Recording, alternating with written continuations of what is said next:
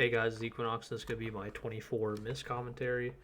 I'm just going to go through all the mob abilities and just tell you what to look out for each pull. So first of all, we're going to start off here. We're going to do 5 Spike Claws into this 4-pack. We're not going to lust it. The dangerous parts of this pack are the Spike Claws. This is the most dangerous part. They do an ability called Bloodletting, and that's whenever they leap on a target and anyone around them in a small radius will get a stack of this bleed, and the bleed does a lot of damage. So you want to spread out and to stop any jumps you can with like Ring of Peace. So you see, I'm going to group it up, sweep, and then I'm going to clash right at the end of the sweep. They're all rooted for that duration. Ideally, you want to Ring of Peace about half a second before the clash runs out. I do it a little late. I try to do it at 0, and I'm greedy, and I end up splitting them, which is bad, but I got the other ones too, so it's like not all bad. You want to stop Harvest Essence and then rotate kicks on the Spirit Bolt. The other thing to watch out for in this pack is the Villager's Bewildering Paladin. You just want to point that away. Right, as you see right there, it's for where the tank is facing. Don't stand in that, it disorients you, does a lot of damage. And the last 2 abilities are Soul Split and Essence of Thros. Essence of Thros is the little Shadow Claws emblem you see above the Soul Cleaver's nameplate. And what that does is it heals them for an amount whenever they auto attack. So just don't tank that whenever they hit, whenever you can. Use Binding Shot and stuff like that. Continue playing. We finish off this pack. Fast forward to the next bowl. We skip this next pack. We end up getting the mushrooms here. We always get the mushrooms before this pull because it's the most efficient time. Rotate kicks on the Spirit Bolts and use stops on the Harvest Essence. Never use kicks on the Harvest Essence because you can just CC them and it won't recast. So I'm going to keep playing. I try to sweep this one, sweep this Harvest Essence, and I pair the next one. We rotate kicks again. And I should pair the star. Yep, pair a star, get the Harvest Essence. And like I said, when they have Essence of Throsh, you want to kite them. And what you should do at this point, this is not what I do, but what you should do right now is take this 2-pack into the next 2-pack, and that'll be your most efficient use of time. Don't do this on bolstering week, obviously, because you don't want to bolster the mobs. But on non-bolstering weeks, you should definitely do that.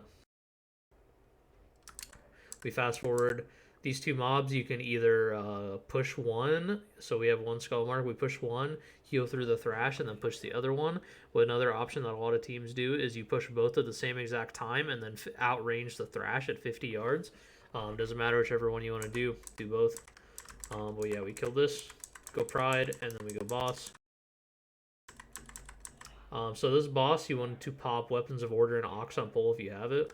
We lust with about 40 seconds left on Pride. With 40 seconds left on Pride, you want to lust because that way it matches up the timer. Pretty much just focus on doing damage in the tree. We have our Hunter and Rogue pop cooldowns on pull.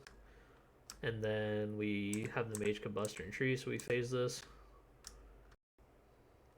So we phase it. I say Blood Spatter Scale and Phantom Fire for when we phase. As you're going to see, I'm going to do a lot of damage. So here, I get my 4th stack, I pop Phantom Fire, get my 4th stack Keg Smash, then Blood Spatter, does 43k damage. And yeah, I just pump. Brewmaster has a lot of damage in this phase. That's like pretty valuable if you can do as much damage in this phase as you can.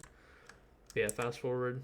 We phase the tree again. Our Hunter uses his cooldowns on cooldown. Our Rogue uses his cooldowns on cooldown. The Mage saves Combust for the next Vuln phase. Bewildering Pollen works the same as the turn in Villagers. It's where the tank is standing, so make sure you're facing it against the wall. Tears of the Forest are just random circles around players. The fear you can invuln with block. Turtle does not work. Fleshcraft and CC immune works if you run Plague Divisor. Cloak sometimes works. It's not always. Oh yeah, that's the immunes you can run. So we phase this boss. We register to repeat, and the goal is to 2-phase this boss. That's why we save Lust for it. Our comp has a really hard time 2-phasing without Lust. Pretty much can't 2-phase without Lust. But yeah, we 2-phase the boss, and then we move on to trash. So these trash mobs, this first pull is going to be these 2 plus the right side. The Hunter pulls the right side. and then we pull it together. So the main things to watch out for in this pack are the Spear Flurries, the Stalker, and the Guardian. So the Guardian does something called Bucking Rampage. You have to stop it at the end of the cast, the start of the channel, which you'll see. The Stalker you can stop at any time with any CC besides Nox. Nox do not work. You need Fear, Stun, Para, Blind, Gouge, any hard CC that'll stop the cast. I'll get the first cast because our rogue likes to do damage, and then so you notice I stopped the Bucking Rampage during its cast. I'll replay it so you can see. So I sweep right here to stop the Bucking Rampage during its cast. It'll recast immediately out of the stun. So you see it starts right casting out of the stun, and then I pair it. You want to pair it to stop it. I stopped it too early again, and you see it just keeps recasting until it finishes. So I ended up just kiting this one. I ROP the mobs away from me. I made sure to aim the ROP so that it didn't knock the Guardian because the Bucking Rampage continues casting while he's getting knocked. And it'll hit your teammates, so be careful of that. So yeah, you finish up this pack, kill the Shades, go through the gate. This pack, it's a double Stalker pack, no Guardian. So what I do here is I get the first stop again, and what I do is stop at the very last half second.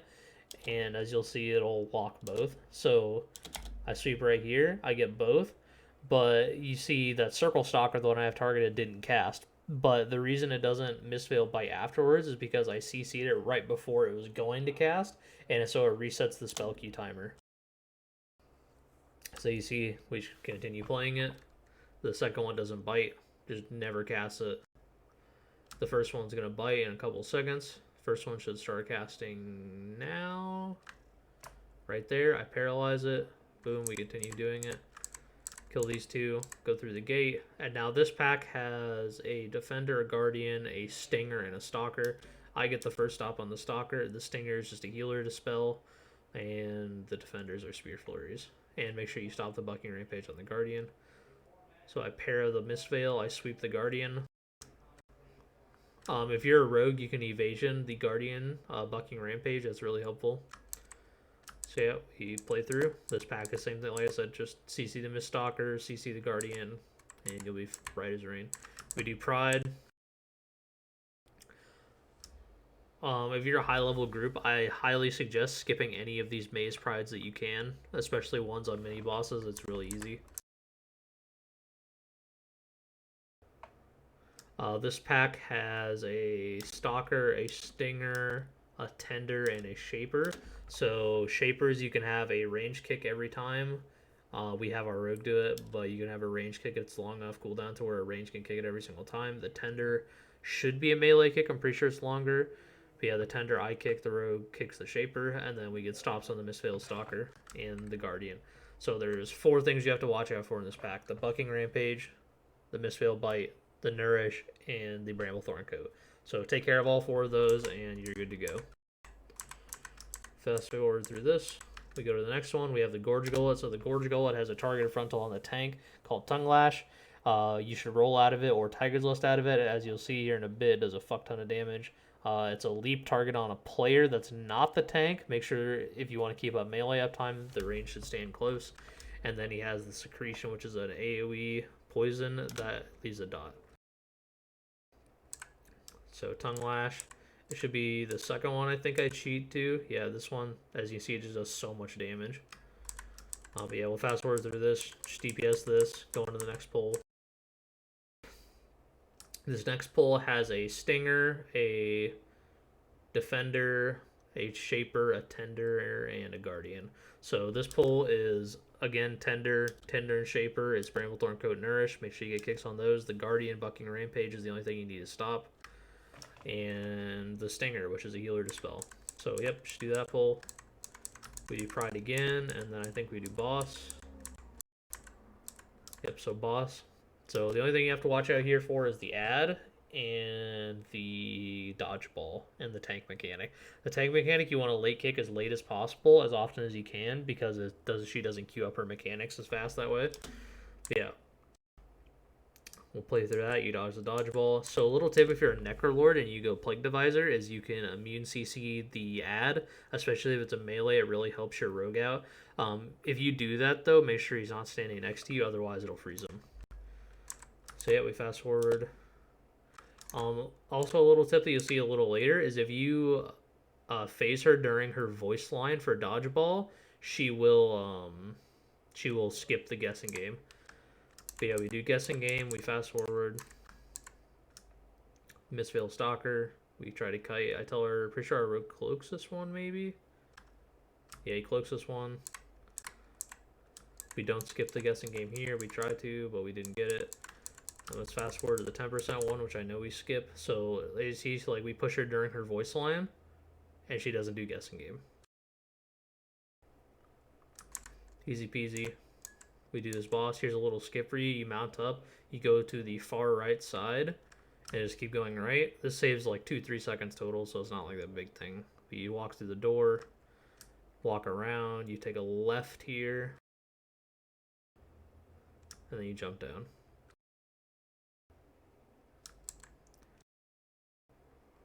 So these packs, there's going to be three really important mob, or I guess really only two. The Belchers aren't too important. So you have the Staghorn and the Volatile Acid Gullets. Yeah, the Acid Gullets, sorry. So the Acid Gullets cast an ability called Volatile Acid. It works the same way as Mistveil Bite. Any CC, hard CC, knocks actually work on these, so it's not the exact same as Mistveil Bite. So you have extra CCs you can use on them. So stun, knock, para, clash, all of those stop the cast and they won't recast. You see that leg sweep there? Make sure you kick the Staghorn. You want 1 melee on Stimuli and 1 on the heal. You could put a ranged on the heal. It's a long enough cooldown. But yeah, pull through this. I stand on that and die like a potato. We run back. It's all good. We keep playing, get the stops as much as we can, and then after this pull, we CC the Reaper Pat when it comes around, and we do this pull. Same thing, 2 Acid Gullets, a Staghorn, and a Gorger. The Gorger has an AoE on the ground. You don't really care too much about stopping that, but you want to stop as many of the volatile acids as you can. We play this, we go Pride. After the Pride, we'll Shroud the boss. So we're going to Shroud the boss right here, and we're going to pull this Staghorn and Gorger pack. So the only thing you have to watch out for is 2 kicks on the Staghorn, 1 kick on the boss. So I am on the boss, the Rogue and the Hunter on the Staghorn, and we cleave off the boss. So you see I get the Parasite, easy. And so a little trick for how these lines, the little acid expulsion lines work, is it's how your movement is the line before. So what you should do is you should stand still and move at the last second. As I'm going to show you, I do. I stand still. I don't move. I try not to move as much. That's pretty bad. I shouldn't do that. There, we're going to fast forward. You want to move as little as possible and try not to use any blinks or like movement speed abilities unless you actually have to. These ads fixate on a person after phase 1. In phase 1, they're freely pick upable by the tank. They have an actual aggro table. In phase 2 and beyond, they have a fixate duration. So if the healer or someone like drops the fixate, then it'll go to you or whoever the next threat target is. But yeah, make sure one range kicks the, or anyone kicks the 50 or the 40 and 70% phases. Group up for the ad, acid expulsion, wait till the last second to move, just like that. To make the lines as small as possible, kick the boss, and that's pretty much it for the boss. There's nothing really special about it, just keep up the acid expulsions. And then after the boss, we do a lust pull. So we pull this and the pack right there. If you are 88% and below, if you're 88%, you will need 1 Reaver. If you are 89 plus, you do not need a Reaver. For anyone who ends up doing the same exact strat. So yeah, we stop the volatile acids as many as we can. I'm pretty sure I para and then ROP 1. Pretty sure I ROP 2 coming up actually. So I para this one and then ROP the next 2. As you see, none of them recast. Like stuff like that's really helpful overall. And then yeah, we just finished off this pull, and that's the dungeon. This is a shorter commentary because Miss is like, I can't really go over the route. But yeah, I hope you guys liked the video. Make sure you follow and subscribe. Like the video, helps me out a lot. Follow me on Twitter and Twitch just to catch me when I stream and to know when I put out more videos. But yeah, have a good one.